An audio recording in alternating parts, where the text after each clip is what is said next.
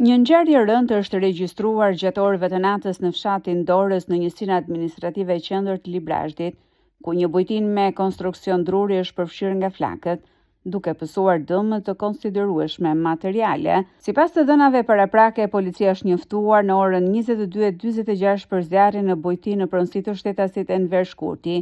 Menjëherë pas sinjalizimit në vendngjarje janë angazhuar forcat zjarrfikse, policia si dhe banorë të zonës, të cilët kanë bashkëpunuar për vënien nën kontroll të flakëve. Burime nga grupi hetimor bëjnë me dije se shkak i zjarrit dyshohet ketë qenë një defekt në rrjetin elektrik të amortizuar, i cili ka shkaktuar përhapjen e shpejtë të flakëve, të favorizuara edhe nga konstruksioni prej druri i objektit. Si pasojë e zjarrit janë ndjekur rreth 80 metër katrore sipërfaqe së bujtinës, përfshirë ambientet e kuzhinës, dhomës së gjumit dhe tualetit.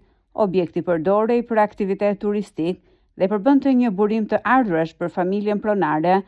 Fatmirësisht nuk raportohet për persona të lënduar, ndërsa dëmet materiale janë të konsiderueshme.